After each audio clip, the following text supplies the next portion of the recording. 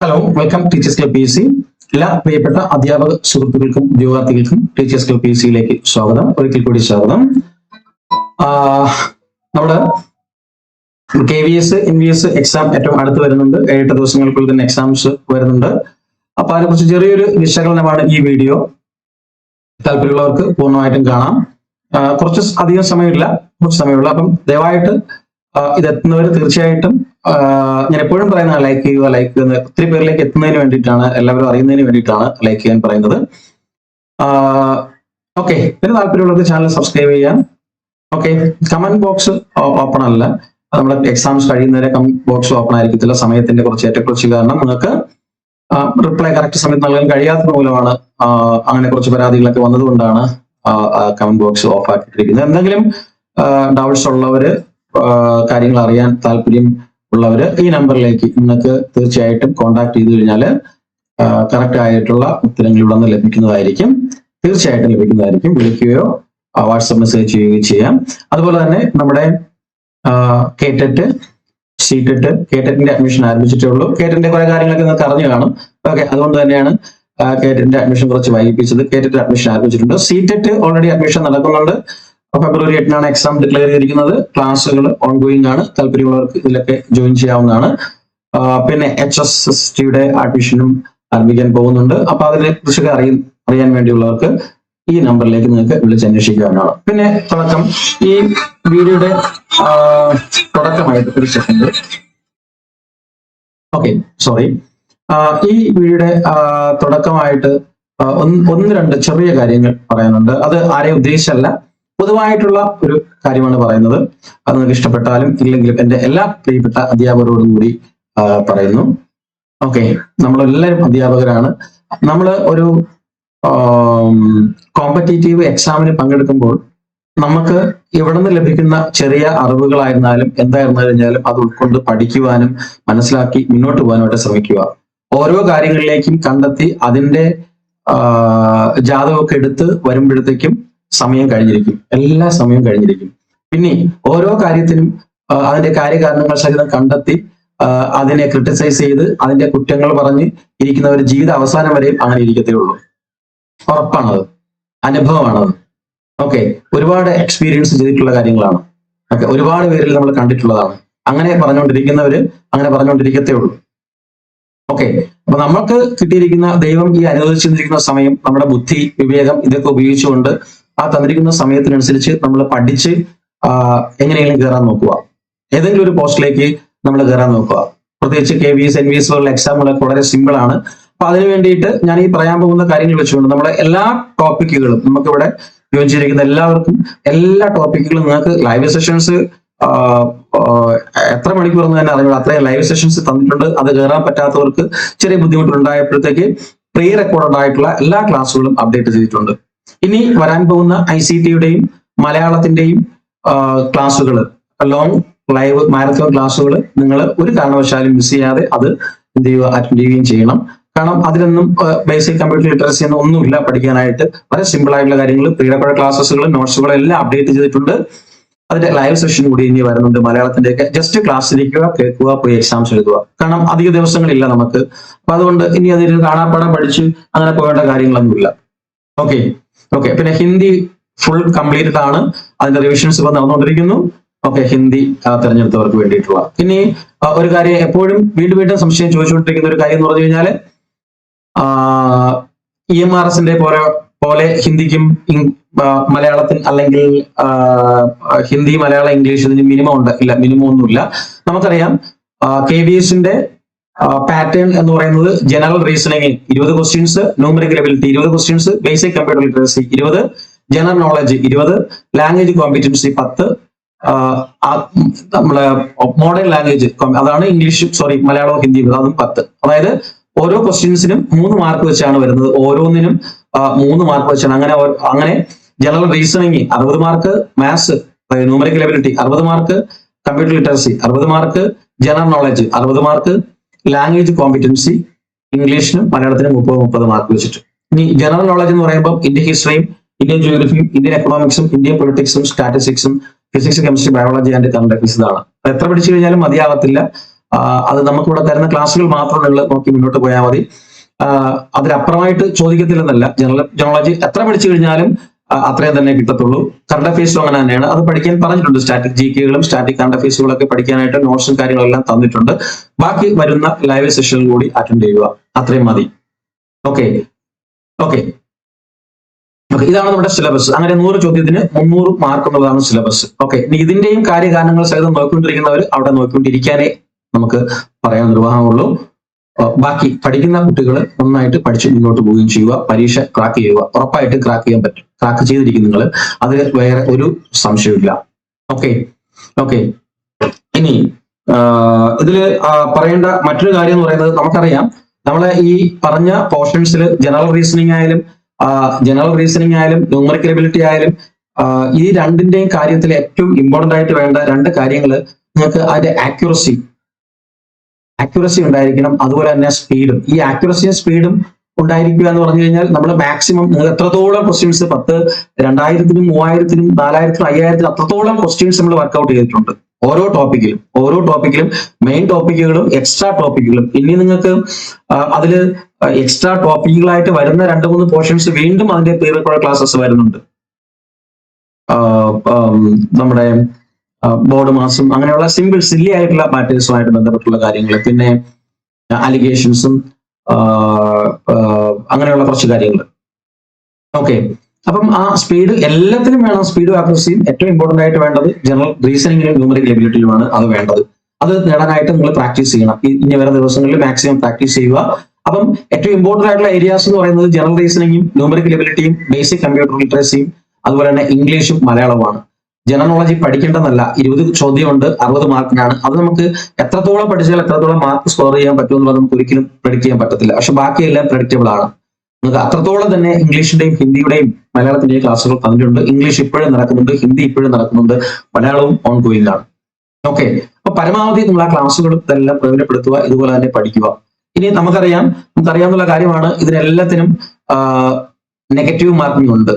Okay, negative marking ഉള്ള കാര്യം നിങ്ങൾക്ക് എല്ലാവർക്കും അറിയാവുന്നതാണ്. 1/3 കേരള PSC പോലെ തന്നെ 3 ചോദ്യം തെറ്റിക്കഴിഞ്ഞാൽ, 3 ചോദ്യം മിസ്റ്റേക്ക് ആയി കഴിഞ്ഞാൽ 1 മാർക്ക് പോകുന്ന 0.33 എന്ന് പറയുന്ന ഫോമാറ്റിൽ ഓരോ ക്വസ്റ്റ്യൻസും 0.33 മാർക്ക് കുറഞ്ഞ് ടോട്ടൽ 3 ക്വസ്റ്റ്യൻസ് റോങ് ആവുമ്പോൾ 1 മാർക്ക് നഷ്ടപ്പെടുന്ന അവസ്ഥ. പക്ഷെ ആ 1 മാർക്കല്ല നഷ്ടപ്പെടുന്നത്, അല്ലെ? ടോട്ടൽ 3 ക്വസ്റ്റ്യൻ തെറ്റുമ്പോൾ 1 മാർക്ക് നഷ്ടപ്പെടും എന്ന് പറയുമ്പോൾ ഈ തെറ്റിയ 3 ക്വസ്റ്റ്യന്റെ മാർക്ക് കൂടി നിങ്ങൾ നോക്കുക. എന്ന് പറഞ്ഞു കഴിഞ്ഞാൽ 100 ചോദ്യം നിങ്ങൾ ചെയ്തു, 100 ക്വസ്റ്റ്യൻസ് നിങ്ങൾ എഴുതി, അതിൽ 3 എണ്ണം തെറ്റി, 1 മാർക്ക് പോയി. 3 എണ്ണം തെറ്റുമ്പോൾ 1 മാർക്ക് അവിടെ നഷ്ടപ്പെട്ടു. അതായത് പിന്നെ നിങ്ങളുടെ മാർക്ക് വരുന്നത് 100-ലല്ല, പിന്നെ നിങ്ങളുടെ മാർക്ക് 97-ലേക്ക് മാറും അവിടെ. അതായത് 3 എണ്ണം തെറ്റിപ്പോയി ഓൾറെഡി, അല്ലേ? അങ്ങനെ ടോട്ടലായിട്ട് നോക്കുമ്പോൾ 3 എണ്ണം തെറ്റിക്കഴിഞ്ഞാൽ 4 മാർക്ക് അവിടെ നഷ്ടപ്പെടുന്നുണ്ട്. അപ്പൊ 97-ലേക്ക് വരുമ്പോഴത്തേക്ക് ആ 3 ചോദ്യത്തിന്റെ മാർക്ക് കുറഞ്ഞ് 97 മാർക്ക് ആവുകയും ഈ നെഗറ്റീവ് 1 മാർക്ക് അവിടെ ലോസ് ചെയ്യുകയും ചെയ്യും. അങ്ങനെ നിങ്ങളുടെ ടോട്ടൽ മാർക്ക് 96-ലേക്ക് മാറ്റപ്പെടും. ഇങ്ങനെയാണ് നമ്മൾ പലപ്പോഴും നെഗറ്റീവ് കണക്കാക്കുമ്പോൾ നമ്മൾ ചിലപ്പോൾ ഓക്കെ കയറുമെന്ന് വിചാരിച്ചിരുന്നാലും ലിസ്റ്റിൽ പോലും കയറാതെ പോകുന്നത് ഈ കാര്യം അറിഞ്ഞുകൂടാത്തതുകൊണ്ടാണ്. അപ്പൊ പരമാവധിയല്ല, ഒരിക്കലും നെഗറ്റീവ് എഴുതാതിരിക്കുക. ഒരു കാരണവശാലും 100% 101% അറിയാവുന്നത് മാത്രം ചെയ്തു പോവുക. ഓക്കെ, പഴയ പോലെ KVSന്റെ ചരിത്രം പരിശോധിച്ച് കഴിഞ്ഞാൽ നെഗറ്റീവ് മാർക്ക് ഇല്ലാത്തതുകൊണ്ട് സബ്ജക്റ്റ് കൂടി ഇൻക്ലൂഡ് ചെയ്ത എക്സാം ആയതുകൊണ്ടും ഹൈ കട്ട് ഓഫ് ഒക്കെ ആയിരുന്നു. ബട്ട് ഇതിൽ സബ്ജക്റ്റും ഇല്ല, നെഗറ്റീവും ഉണ്ട്. അപ്പൊ അതുകൊണ്ട് ലോ കട്ട് ഓഫും കാര്യങ്ങളൊക്കെ ആയിരിക്കും വരുന്നത്. പേടിക്കേണ്ട കാര്യമില്ല. ഓക്കെ, ലോ കട്ട് ഓഫ് എന്ന് പറഞ്ഞാൽ അങ്ങനെയല്ല ഉദ്ദേശിച്ചത്. മുമ്പത്തെ പോലുള്ള ഭീകരമായിട്ടുള്ള ഒരു മാർക്ക് സ്ട്രെങ്തും കാര്യങ്ങളൊന്നും തന്നെ ഉണ്ടാവത്തില്ല. ഇനി നമുക്ക് അതിന്റെ ആ സേഫ് സ്കോർ പാറ്റേണിലേക്ക് ഒന്ന് പോകാം. എന്തൊക്കെയായിരിക്കും രീതി. ഫസ്റ്റ് നമുക്ക് ഹിന്ദിയിലേക്ക് തന്നെ പോകാം. ഹിന്ദി നിലവിലെ KVS വിളിച്ചിരിക്കുന്നത് 264 വേക്കൻസീസ് ആണ്. ഓക്കെ, 251 വേക്കൻസീസ് NVS-ലേക്കും 13 KVS-ലേക്കും വിളിച്ചിട്ടുണ്ട്. അതിന്റെ കട്ട് ഓഫ് എന്ന് പറയുന്നത് ഏകദേശം 100 മാർക്കിൽ ടയർ 1 സേഫ് സ്കോർ ഏകദേശം ഒരു 190-നും 205-നും ഇടയിലേക്ക് നിങ്ങൾ വരണം. അത് സിമ്പിൾ ആയിട്ട് നേടാൻ പറ്റും. ഞാൻ ഈ പറഞ്ഞ ന്യൂമറിക്കൽ എബിലിറ്റിയും റീസണിങ്ങും 120 മാർക്കിനുണ്ട്. അത് നിങ്ങൾ ആ സ്പീഡും ആക്യുറസിയും വെച്ചിട്ട് 100 ക്വസ്റ്റ്യൻ ചെയ്താൽ തന്നെ നമ്മൾ ഏകദേശം എത്തി. പിന്നെ ഇംഗ്ലീഷ് മലയാളം ഉണ്ട്, ബാക്കിയുള്ള ICT കാര്യങ്ങളെല്ലാം ഉണ്ട്. ഓക്കെ, അപ്പൊ സിമ്പിൾ ആയിട്ട് അതൊക്കെ വരാൻ പറ്റും. പിന്നെ ഇംഗ്ലീഷ് ടോട്ടൽ 595 പോസ്റ്റ് ആണ്. ഓക്കെ, അതിന്റെ ഏകദേശം 180, 195 എന്ന് പറയുന്ന ലെവലിലേക്ക് വരിക. Social study Sanskrit 529. നമുക്ക് ഇവിടെ ആരും തന്നെ സാൻസ്ക്രിറ്റിൽ അഡ്മിഷൻ എടുത്തിട്ടില്ല, ഇല്ലെന്ന് തോന്നുന്നു ആരും തന്നെ. കാരണം B.Ed ഉള്ളവരില്ല, അതുകൊണ്ട് തന്നെയാണ്. അല്ല, B.Ed ഉണ്ട് എങ്കിൽ പോലും സീറ്റ് ഇല്ല എന്നുള്ളൊരു ഇതുകൊണ്ട് ആരും ഉണ്ടായിരുന്നില്ല. ഇനി അടുത്ത തവണയെങ്കിലും നിങ്ങൾ ഓർക്കുക, സംസ്കൃതം പഠിച്ചുകൊണ്ടിരിക്കുന്നവര്, സംസ്കൃതത്തിൽ B.Ed ഉള്ളവർ സീറ്റ് ഇട്ട് എത്രയും പെട്ടെന്ന് എഴുതിയെടുക്കുക. ബാക്ക്ലോഗ് വാക്കൻസി ഇഷ്ടംപോലെ വരും. ഏകദേശം 185, 200 പിടിക്കാനായിട്ട് നോക്കുക. ടോട്ടൽ 300-ലാണെന്നുള്ള കാര്യം നിങ്ങൾക്ക് അറിയാലോ. ഓക്കെ. നെക്സ്റ്റ് സോഷ്യൽ സ്റ്റഡീസിലേക്ക് വരുമ്പോൾ 484 പോസ്റ്റ് ആണുള്ളത്. അതിലും ഏകദേശം 185, 200 ലെവലിലേക്ക് വരിക. മാത്തമെറ്റിക്സ് 692 പോസ്റ്റ് ആണ്. അതിലും ഒരു 180, 200ലേക്ക് എത്താൻ ശ്രമിക്കുക. സയൻസ് TGT സയൻസ് എന്ന് പറഞ്ഞാൽ 385 പോസ്റ്റ് ആണ്. അതും 185, 200 എന്ന് പറഞ്ഞ ലെവലിലേക്ക് എത്താൻ ശ്രമിക്കുക. സേഫ് സ്കോർ അത് തന്നെയാണ്, ഉറപ്പായിട്ടും നിങ്ങൾ കയറിയിരിക്കും. ഫിസിക്കൽ എഡ്യൂക്കേഷൻ 396 പോസ്റ്റ് ആണ്. അത് ഫീമെയിലും മെയിലും ആയിട്ടൊക്കെ സെപ്പറേറ്റ് വിളിച്ചിട്ടുണ്ട്. ഓക്കെ, അതൊരു 175, 190 ആ ഒരു റേഞ്ചിലേക്ക് എത്തിക്കഴിഞ്ഞാൽ സുഖമായിട്ട് നമ്മൾ ടയർ 1 കംപ്ലീറ്റ് ചെയ്യാൻ പറ്റും, കയറാൻ പറ്റും. ആർട്ട് എഡ്യൂക്കേഷൻ ആർട്ട് 278 പോസ്റ്റ്, ഇവിടെ ആരും ഇല്ലെന്ന് തോന്നുന്നു. 180, 195 ലെവലിലേക്ക് എത്തുക. വർക്ക് എക്സ്പീരിയൻസ് ടീച്ചർ 250, അതും 180, 195 എന്ന് പറയുന്ന ഒരു ലെവലിലേക്ക് വരിക. ദെൻ സ്പെഷ്യൽ എഡ്യൂക്കേറ്റർ TGT 988 പോസ്റ്റുകൾ, 175, 190 ആ റേഞ്ചിലേക്ക് വളരെ കുറച്ച് പേരെ ഉള്ളെന്ന് തോന്നുന്നു. കമ്പ്യൂട്ടർ സയൻസും വളരെ കുറച്ച് പേരെ ഉള്ളൂ. കാരണം B.Ed വേണം എന്നുള്ള നിഷ്കർഷ വന്നതുകൊണ്ട് തന്നെ അധികം ആരും EMRS പോലെ കമ്പ്യൂട്ടർ സയൻസ് ഇല്ലായിരുന്നു. അപ്പൊ കമ്പ്യൂട്ടർ സയൻസ് TGT 180, 195 ആ ഒരു റേഞ്ചിലേക്ക് വരിക. മ്യൂസിക് ലൈബ്രറി അതും 180, 195 എന്ന് പറയുന്ന ഒരു ലെവലിലേക്ക് ആണ് മാർക്ക്. അതായത് ജസ്റ്റ് ഒരു സിമ്പിൾ ആയിട്ടൊരു ഒരു ക്ലാരിഫിക്കേഷൻ തന്നേ ഉള്ളൂ. ബേസിക് ആയിട്ട് പറഞ്ഞു കഴിഞ്ഞാൽ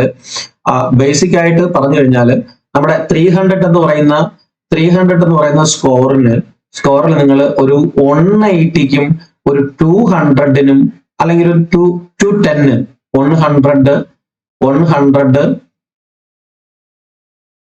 180നും 210നും ഇടയിൽ നിങ്ങൾക്ക് പിടിക്കുവാൻ കഴിയുകയാണെങ്കിൽ സിമ്പിൾ ആയിട്ട് ടയർ 1 കയറാൻ പറ്റും. ഈ 180നും 210നും ഇടയിൽ പിടിക്കുക എന്ന് പറഞ്ഞാൽ നിസ്സാരമായിട്ടുള്ള കാര്യമാണ്. നമുക്കറിയാം ന്യൂമറിക്കൽ എബിലിറ്റി ആൻഡ് റീസണിംഗ് രണ്ടോടെ ചേർത്ത് 120 mark, ICT 60 mark, okay, English 30 mark, Malayalam 30 mark. ഇതെല്ലാം കൂടെ കൂട്ടി നോക്കുമ്പോഴത്തേക്ക് 6 8 3 11 3 14 240 മാർക്കിലേക്ക് എത്തി. അതായത് GK കറണ്ട് അഫയേഴ്സ് എന്ന് പറയുന്ന പോർഷൻസ് നമ്മൾ നോക്കിയതേ ഇല്ല. ഓക്കെ, 240ലേക്ക് എത്തി. ഇതിൽ നിന്നും ഈ 240ൽ നിന്നും ഈ 210ലേക്കോ അല്ലെങ്കിൽ 180ലേക്കോ എത്താനായിട്ട് നിസ്സാരമായ കാര്യമാണ് 240.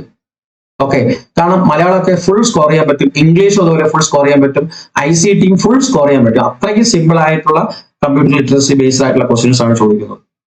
ദെൻ ഈ 120ലാണ് ഒരു ഡൗട്ട്സ് വരുന്നത്.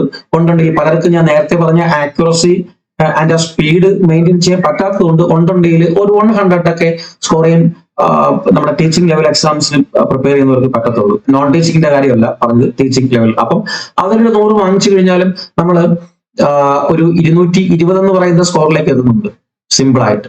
220 അല്ലെങ്കിൽ ഇതിൽ നിന്നൊക്കെ ഏതെങ്കിലുമൊക്കെ നെഗറ്റീവ് വന്നോ അല്ലെങ്കിൽ അറിയാതെ വന്നു കഴിഞ്ഞാലും ഒരു 210ലേക്ക് ഉറപ്പായിട്ട് നമുക്ക് എത്താൻ പറ്റും. 210ലേക്ക്, അതായത് 200 കടക്കാൻ പറ്റും. ചുരുക്കം പറഞ്ഞു കഴിഞ്ഞാൽ 200 കടക്കാൻ പറ്റും എന്നുള്ളത് നിസ്സാരമായ കാര്യമാണ്, GKയും CAയും ഒഴിവാക്കിയാൽ പോലും. ഓക്കെ, ഇനി GKയും CAയുടെ കാര്യം എന്ന് പറഞ്ഞാൽ GK ആൻഡ് CA 20 ക്വസ്റ്റ്യൻസ് ആണ് 60 മാർക്കിന്. ഈ 60 മാർക്കിന് ഒരുവിധം GK പഠിക്കുന്നവർക്ക് ഈ 60 മാർക്കിൽ 40 മാർക്ക് ഷുവർ ആയിട്ട് ക്യാച്ച് ചെയ്യാൻ പറ്റും. നമ്മൾ 20 മാർക്ക് ബാക്കിയുള്ള എല്ലാത്തിലും നിന്ന് നെഗറ്റീവ് അടിക്കുകയോ അല്ലെങ്കിൽ എന്തെങ്കിലും വന്ന് പോവുകയോ ചെയ്തു കഴിഞ്ഞാൽ നഷ്ടപ്പെടുന്ന മാർക്കായിട്ട് കണക്കാക്കിയിട്ട് 40 നമുക്ക് സ്കോർ ചെയ്യാൻ പറ്റും GKയിലും.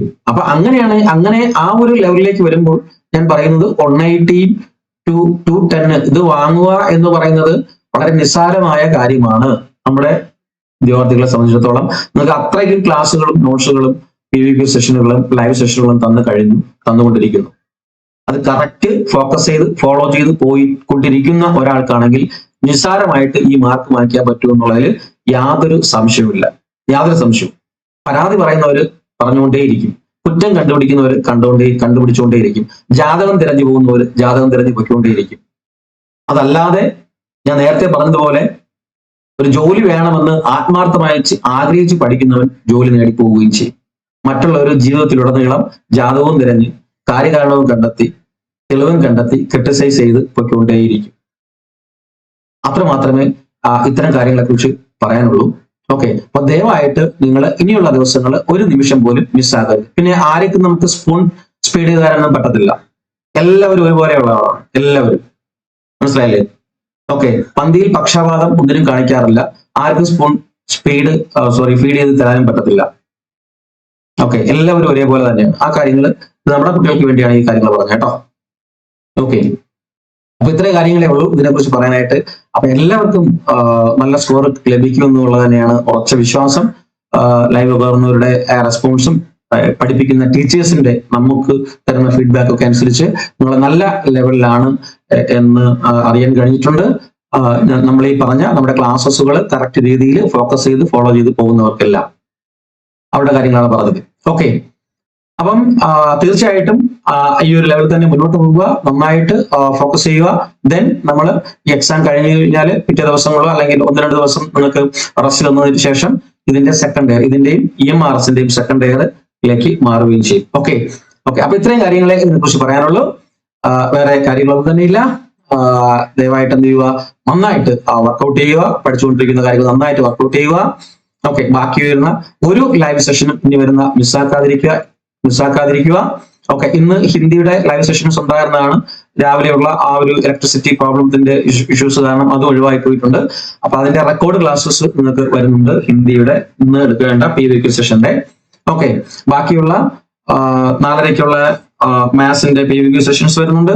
അതുപോലെ തന്നെ 7:30-ക്ക് ഹരികുമാർ സാറിന്റെ ഇംഗ്ലീഷ് PVQ സെഷൻസും വരുന്നുണ്ട്. ഓക്കെ, അതെല്ലാം ഫോക്കസ് ചെയ്ത് മുന്നോട്ട് പോവുക. അപ്പൊ ഒരിക്കൽ കൂടി പറയുന്നു, എങ്ങനെയെങ്കിലും ഇത് പിടിച്ചിരിക്കുക. അതിന് നിശാന്തമായിട്ട് എന്ത് ചെയ്യുക, നിതാന്തമായിട്ട് എന്ത് ചെയ്യുക, പരിശ്രമിക്കുക.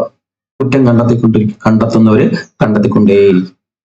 ഓക്കെ, ഇനി ഈ അഡ്മിഷൻ പ്രോസസ്സുമായിട്ട് ബന്ധപ്പെട്ട് CTET, KTET, HSST ഇതുമായിട്ടൊക്കെ ബന്ധപ്പെട്ട് ഡൗട്ട്സ് ഉള്ളവർക്കൊക്കെ അല്ലെങ്കിൽ അഡ്മിഷൻ എടുത്ത് ആഗ്രഹിക്കുന്നവർക്ക് ഈ 7736750473 എന്ന് പറയുന്ന നമ്പറിലേക്ക് വിളിക്കാം. തീർച്ചയായിട്ടും നിങ്ങൾക്ക് ഇഷ്ടപ്പെടുകയാണെങ്കിൽ തീർച്ചയായിട്ടും നിങ്ങൾ ലൈക്ക് ചെയ്യണം, ഷെയർ ചെയ്യണം, കമന്റ് ചെയ്യണമെന്ന് പറയുന്നില്ല, കമന്റ് സെക്ഷൻ ഓഫ് ആണ്.